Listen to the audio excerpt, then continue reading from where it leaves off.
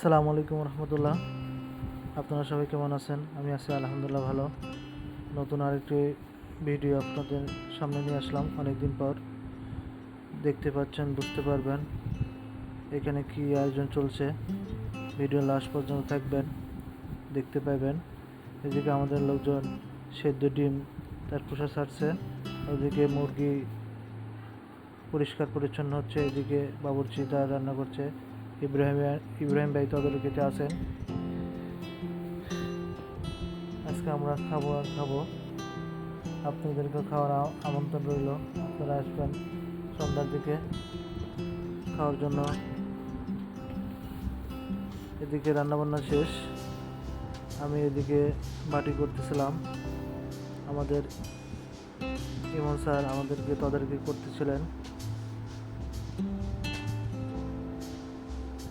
সবাই মিলে কাজের সহযোগিতার মাধ্যমে আমরা একজন বাটি করতেছিলেন, আরেকজন ডিম দিচ্ছিলেন, একজন রোজ দিচ্ছিলেন।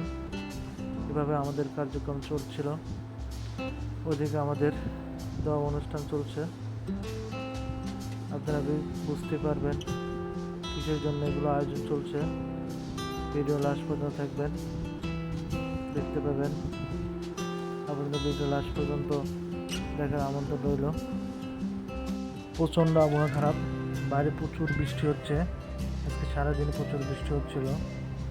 প্রচণ্ড আবহাওয়া এবং সাথে বাতাস। আমরা ভিতরে কাজ করতেছিলাম, বাইরে কী হচ্ছে বোঝাই যাচ্ছে না একদমই। বাইরের ঝড় ঝাপটা প্রচুর হচ্ছে, এটাই কেন বোঝাই যাচ্ছে না। সবাই পেট ভরে খাবে আর খাবে। আপনাদেরকেও খাওয়ার আমন্ত্রণ রইল। ভিডিওর লাস্ট পর্যন্ত আপনারা সাথে থাকবেন। এমডি স্যার আমাদেরকে খাওয়ার আয়োজন করেছেন, তার মনটা খুবই ভালো। সোয়া অ্যাগ্রো প্রোডাক্টস লিমিটেড থেকে আজকে সোয়া গ্রুপে পরিণত হয়েছে। স্যারের অক্লান্ত প্রচেষ্টা, তিনি আমাদেরকে অনেক কিছু দিয়েছেন।